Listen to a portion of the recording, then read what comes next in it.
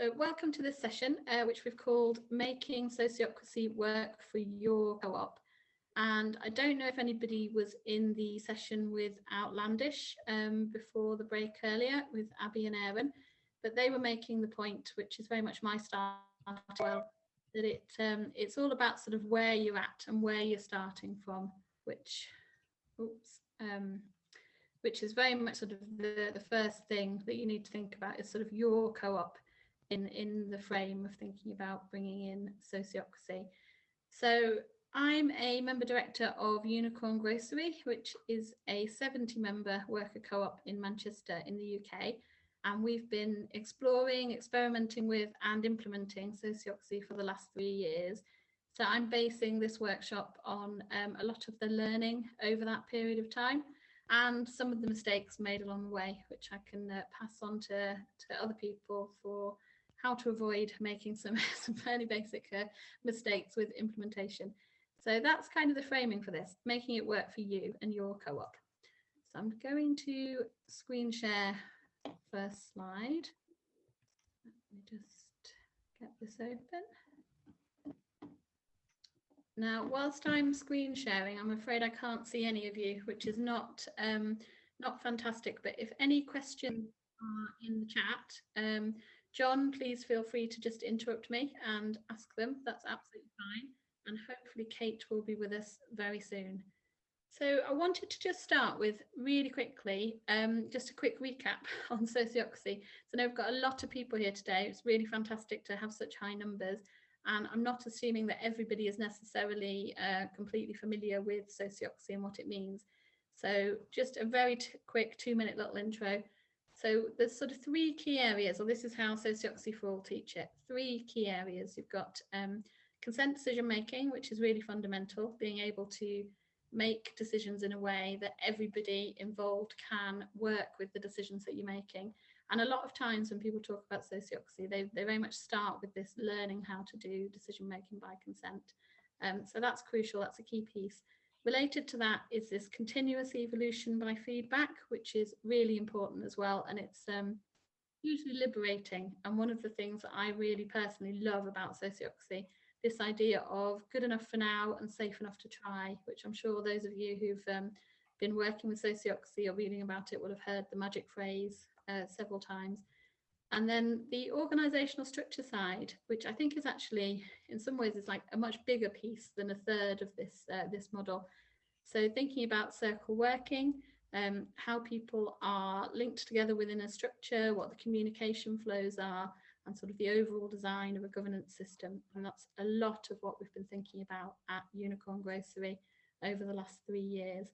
So that's my very quick little sociocracy catch up. I'll just stop sharing for a second. And I would, at this point, hand over to Kate. Are you here, Kate? Yes, I am. Hello. Sorry, I have one of those non-responsive screens. And yes, I'm here, Kate. I'm from Cooperantics.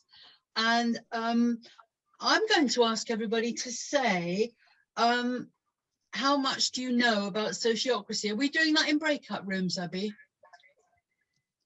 We are indeed. Jim, so, you've arrived to become host. Would you make me host again, please? So we're going to ask you to say, do you know nothing at all about sociocracy? So you're here to learn. Or have you heard about it but not practiced it? Or have you practiced sociocracy in your co-op? That would be really helpful. So one of those 3 things, just share with each other in the breakout room. So you've all got some idea, because we think that there's potential for peer learning here, because if you have some knowledge about sociocracy, you can then share that knowledge with your peers in the breakout room. And how many breakout rooms, Abby? You can make me host again if you like, and then I can do it. Thank you very much. That would be my preference. I do not seem to have the ability to make host. Oh, really? Yeah. In which case, Jim, you are now breakout room maestro for the session. Thank you. So we were going to do 10 minutes in groups of 3 or 4. So if you can share with each other how much you know about Sociocracy already and what you're doing in your co-ops. Okay. I'll go for 4 people, 15 breakout rooms. How's that sound? Thank you, Jim. We'll see you all Okay, back and in we'll 10. be back in 10 at 49 after the hour. Thank you. Thank you.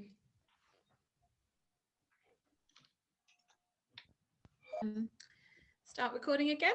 So, as I said at the beginning, one of the key things about making this work for your co-op is knowing sort of your co-op. So for Unicorn, I'm going to screen share now and have a slide open. So for me, we have been in my co-op sort of actively looking for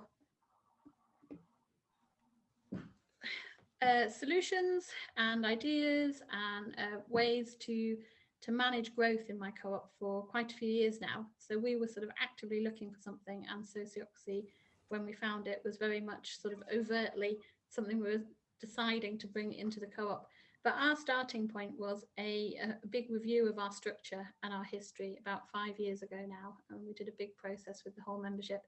So being aware of us, you know, our co-op, our culture, was a really fundamental part of doing this work.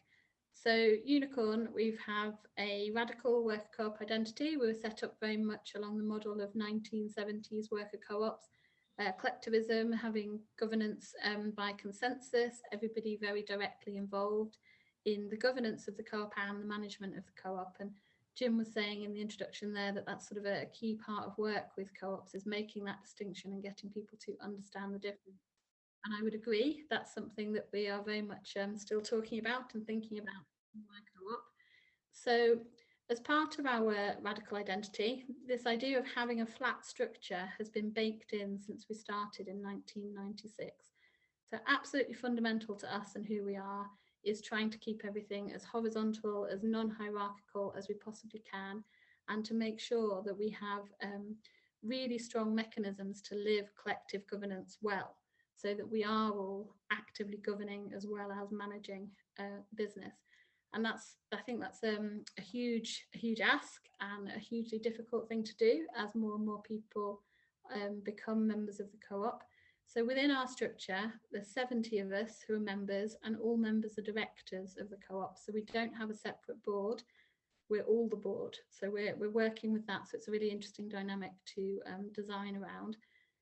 From the very beginning, we've had a flat pay structure. All work is equally valuable to the co-op and equally valued. So whether you're cleaning the customer toilets at the end of the day, restocking the shelves, working on the strategic vision for the next 5 years, everything and anything that you're doing is, you know, massively valuable to our worker co-op. So that's always been there from day one, and I hope always will be. For us, as I said, collective governance, our general meetings are our sovereign body. They are the where we make our decisions as directors. So that continues at Unicorn, and I think again will continue for the long term. Some other sort of interesting parts of who we are and what makes us is our multitasking model. So everybody in the co-op is involved in the work on the shop floor, and we share sort of the back office management functions as well. So nobody's just an office worker. We are all the workers on the shop floor, and that's really fundamental to our identity and how we work and how we want to work. And again, it comes back into the sort of valuing all work equally piece as well.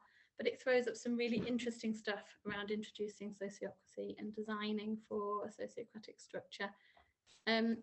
Really, really important for us as well as a business. Our core model hinges on sort of low operational costs.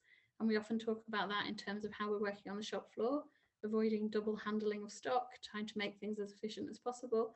But it applies very much to our meeting culture as well, and how we handle the management functions. There's a sort of limit to how many meetings we can have and how much time we can use in that and still be a very successful worker co-op.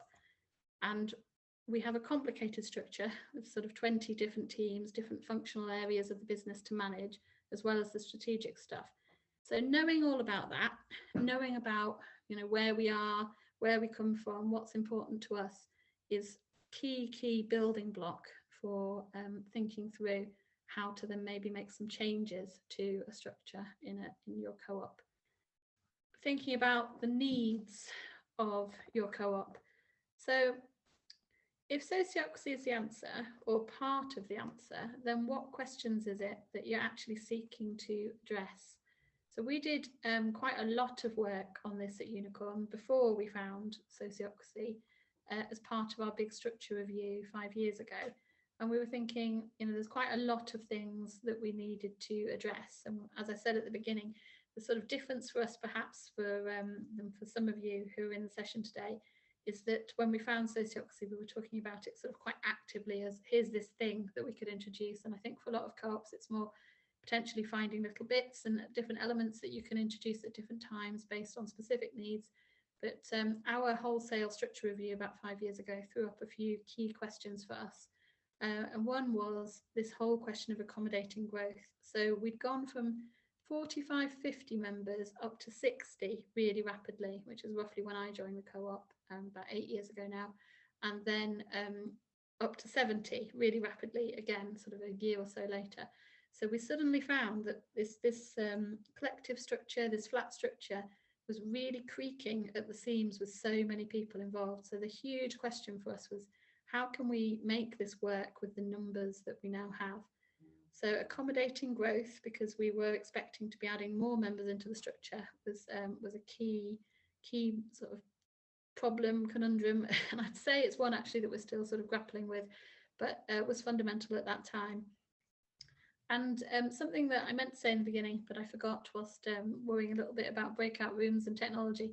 When we were doing our structure review and we were thinking about what makes Unicorn what it is, we looked back at sort of very early days, 1996, when we first started trading, and the model that we were founded on had this idea built into it that the magic number was 15 for collective governance. So for the first few years, we had 15 people was the maximum limit that the membership would grow to, so that everything could be done collectively. And then we devolved the structure in 2004, and we kept 15 as the magic number, so we'd never have groupings larger than 15 within the co-op. But by the time our structure review was happening and we were really creaking at the seams, we'd really exceeded the 15 for many of our team meetings, and that was a huge problem for us. So we knew that one of our key needs was how could we make our team meetings more productive and really more enjoyable, sort of better experiences for all of our members. So we have a very complicated fortnightly rota, people rotated by the hour in blocks of hours in different bits of the business. And in our fortnightly rota, we were juggling these 20 plus team meetings for an hour, and some of them reached the size of sort of 25 people attending. And it was really difficult without a structure to make those meetings productive, enjoyable, useful for the co-op. So that was a massive need for us, how to solve that one. And then we knew there was loads of stuff that people were doing that wasn't sort of assigned a home anywhere in the co-op, and really wanted to figure out what that looked like and where it was. And also we were thinking about meeting hours, which were ballooning.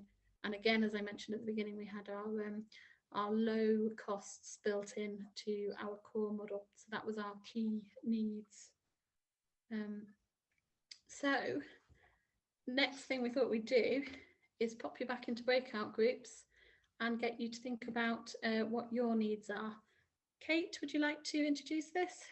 Yeah, thanks, Abby. So really thinking along the same kind of lines as Abby's just been describing, the questions they ask themselves at Unicorn. So if sociocracy is the answer, if that's what you're here to find out about, what questions is your cooperative looking to answer? What questions is your cooperative looking to answer? What's working well? What needs improving? Where are the tension points? And I'll put that in the chat. Thanks, Kate. Right, I'm going to recreate all rooms now. And again, oh, I don't know if it's worked. I think it has. You might be with the same people, sorry. I attempted to recreate it. I'm going to open the rooms again, and we're going to give you 10 minutes. So 22 minutes.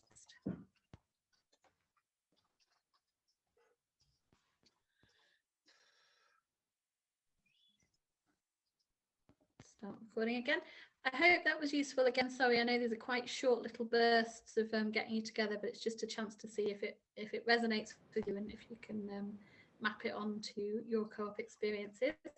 So jumping straight back in, just share my screen again.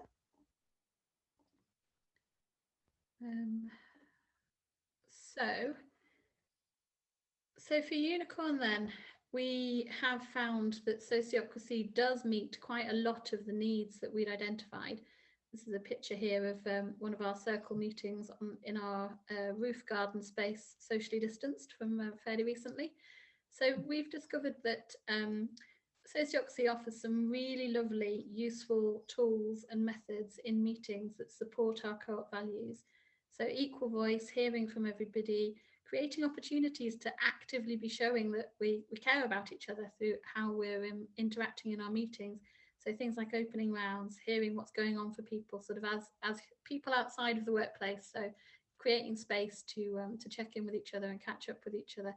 And there's lots of things that we found have been really, really lovely to introduce to how we work. Circle working has been fantastic.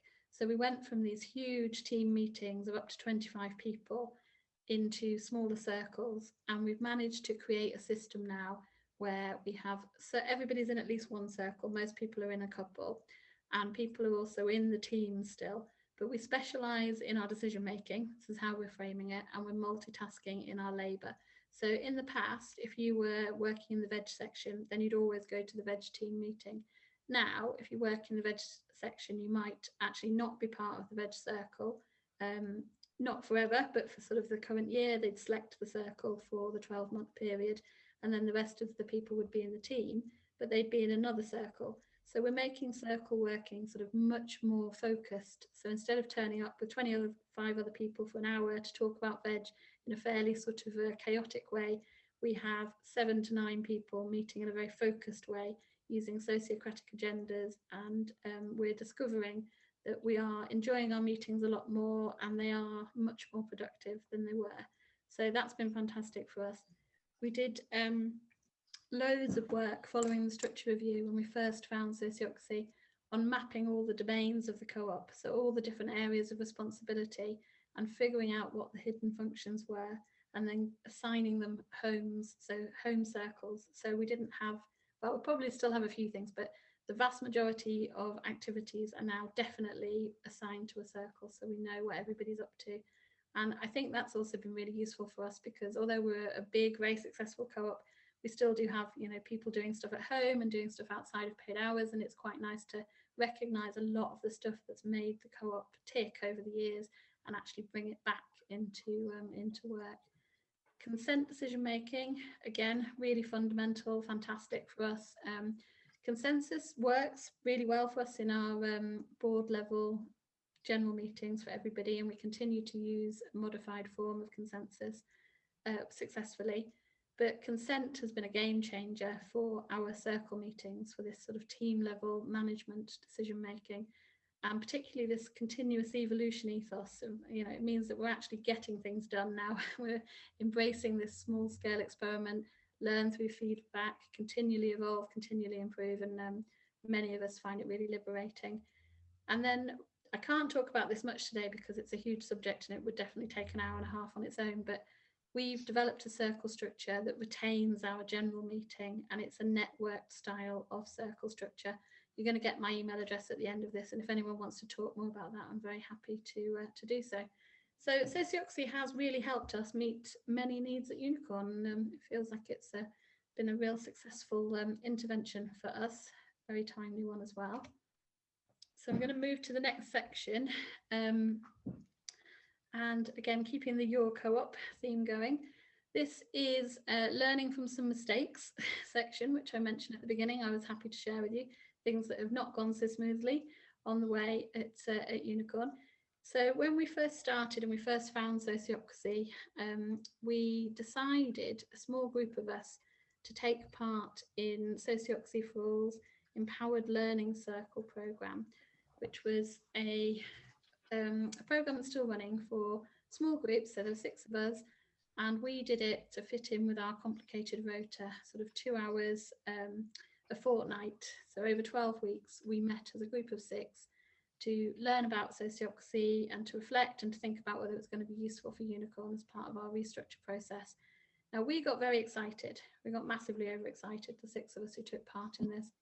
And we started joking about being in the cult of sociocracy and knowing lots of new words and terminology that nobody else understood what we were talking about. And that could have been massively damaging in our co-op. And luckily, it was quite light-hearted at the time, and I think we got away with it. But I look back at it now and I think, oh, what were we doing? That was ridiculous. So joking about having T-shirts printed up with sociocratic phrases, being in the cult of sociocracy, is definitely not the way to do it if you're thinking of introducing this into your co-op.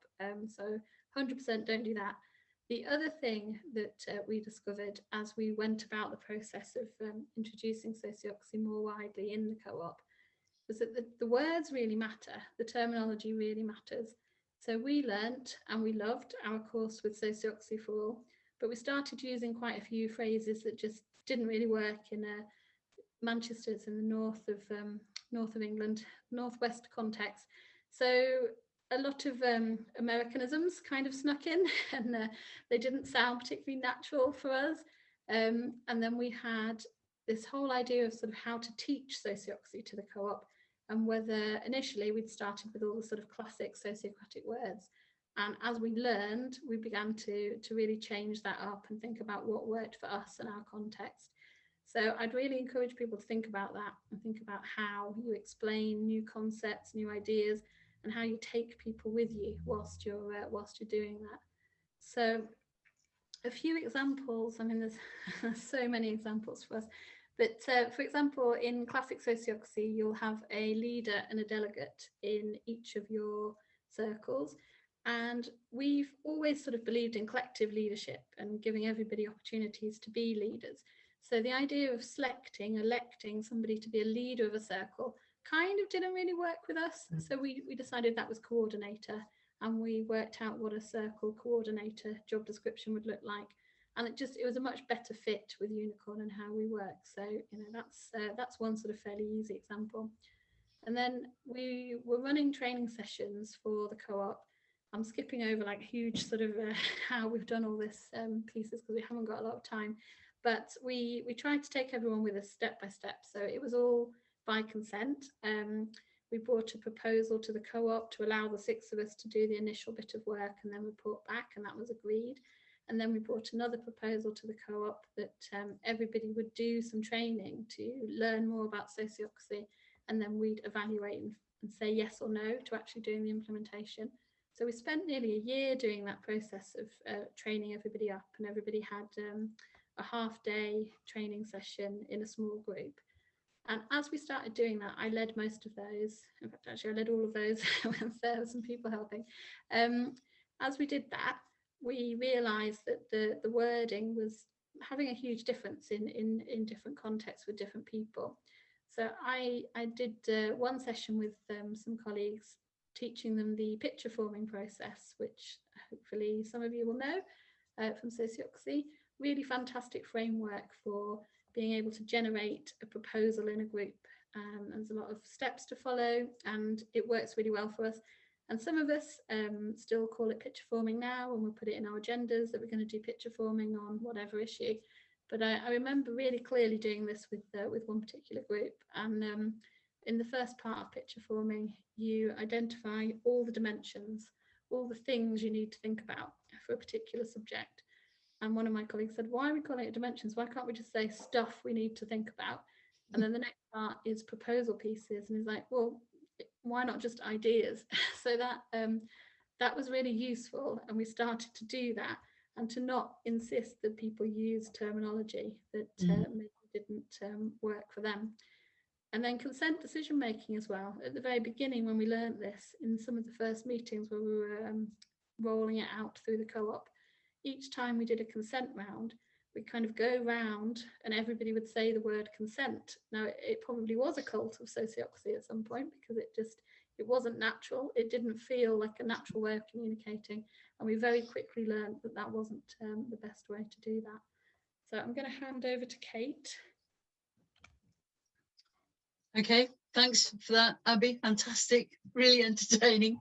We're going to give you a challenge now. We're going to go put you back into breakout rooms. And your challenge is, can you decode the sociocracy terminology? And you will have 7 minutes. Off you go. We can probably give you 10, actually. We're slightly ahead of time. Okay. Right. Did you want to say anything about terminology and wording? Don't have to. Let me just... Oh, I could. I thought I was going to say that afterwards, but I can say it now.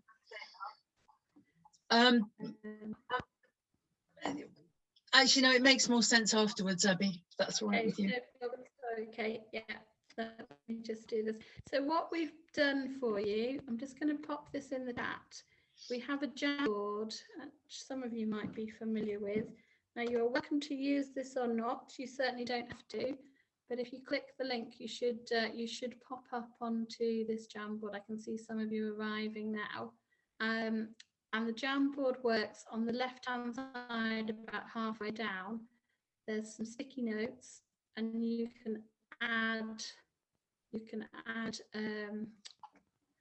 your definitions. So when I put you into breakout groups, if you notice what breakout group you are, and then go to that page on the Jamboard, and it's only if it's helpful for you. You don't have to. You can just do it by discussion. Abby, there's a message saying there are too many people looking at the Jamboard, looking at the file. Already? Yeah. Let's get the Jamboard. If you're there early and you're looking at it, feel free to use it. If you've missed out, don't worry. You're not missing anything. Like, fantastic. So would you mind copying the instruction into the chat? So it's basically just a decode. Yes. Recreate again.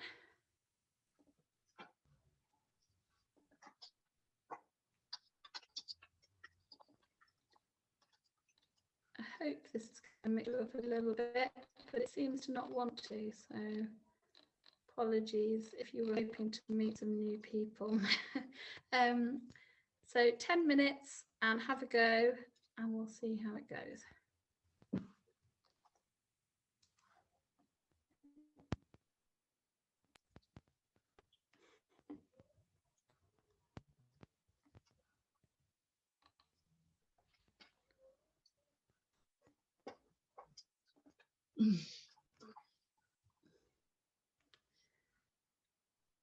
Shall I,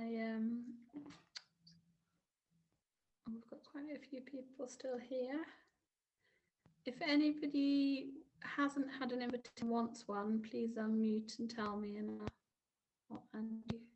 And if you're just having a break, that's absolutely fine. Feel free to stay here. Yeah, I'm going to start recording now, Kate. Okay, I hope everybody enjoyed that little challenge, and I'll just quickly run through the definitions of some of these expressions, how I understand it, and hopefully it's pretty close to the proper meaning of it. So, picture forming, to me, is explaining the whole picture, ensuring everybody understands the issues or the problem to be solved, just making sure we're all on the same page. Dimensions, I think that refers to the size, location, scope, details, importance, history of the issues and the problems that are being looked at. The domains is a domain is a circled area of responsibility for operations or policy making and policy making. And the selection process is selection of people for roles by discussion rather than by election or volunteering. And the consent round is the final round, the final stage of the consent decision-making process, where you go around asking if anyone has any objections or if everyone consents. And so, as Abby was saying earlier, it doesn't have to be everybody saying, I consent, I consent, I consent, or no objection. It could be just I agree, or whatever makes sense to you, as long as it indicates that each person is in agreement with the proposal that is under discussion.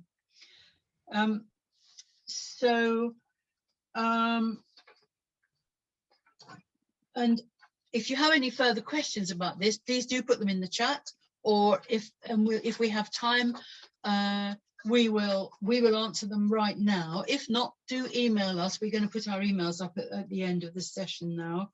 And also the answers, you will find the answers also in the wonderful book that was published by Sociocracy called Many Voices, One Song, or alternatively on the Sociocracy for All website.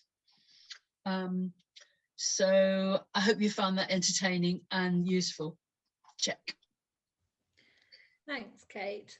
So just, we're kind of coming to the end now, but the final sort of piece of the Your Co-op is your members. So something that Kate and I were really keen to include in this presentation is that, you know, whatever you do with the structure, whatever sort of governance system you're using, it's not really about the system, it's about the people within the system.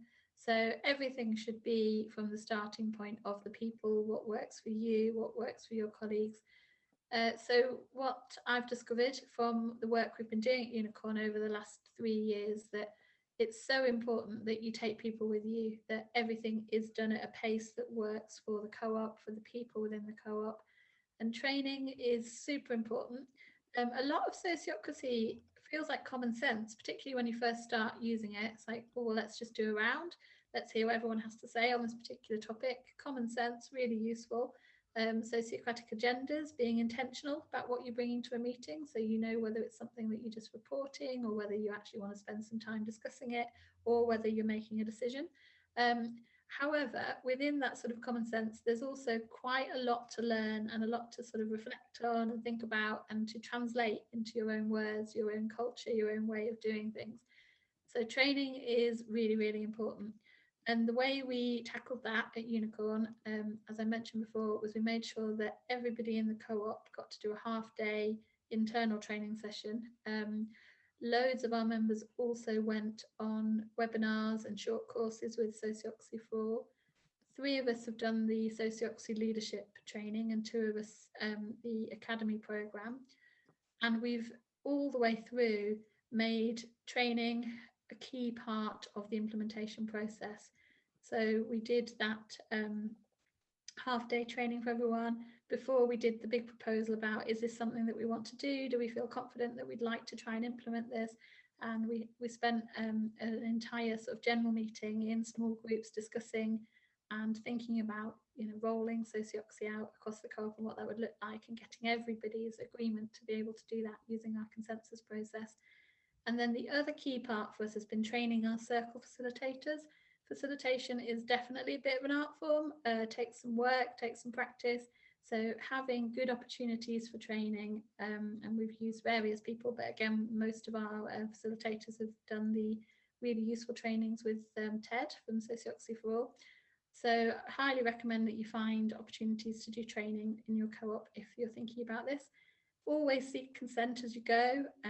Make sure, I need to write all this up actually, because I think people might be quite interested in how we went through this at Unicorn, all the different steps we took along the way. But seek consent for what you're doing, so people don't sort of feel like, hang on, what is this crazy cult of sociocracy that's arrived through the back door? And start small. If you're not sort of actively in a co-op that's going out there looking for a new way of handling governance and management in the way that Unicorn was, maybe it's just a small step, like saying to people, oh, should we start off just checking in with how everyone's doing today and do an opening round?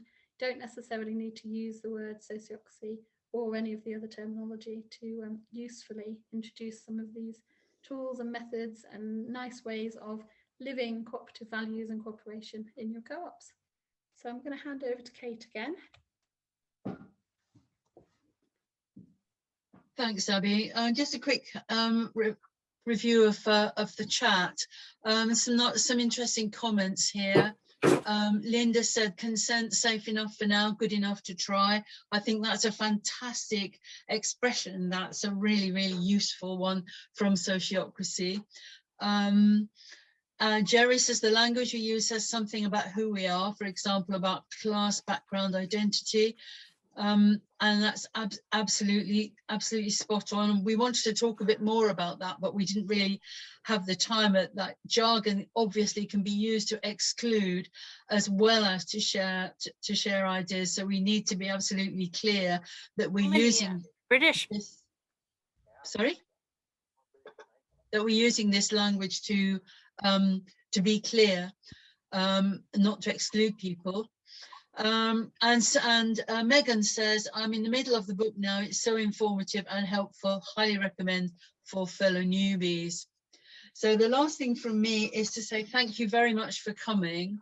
And just to remind everybody that no matter how much sociocracy you use, no matter what rules you have, what regulations you have, all of those structures that you have, nothing will help you unless you have unless you're building a strong cooperative culture, by which I mean people understanding that as a member of the cooperative they have rights as well as they have responsibilities as well as rights.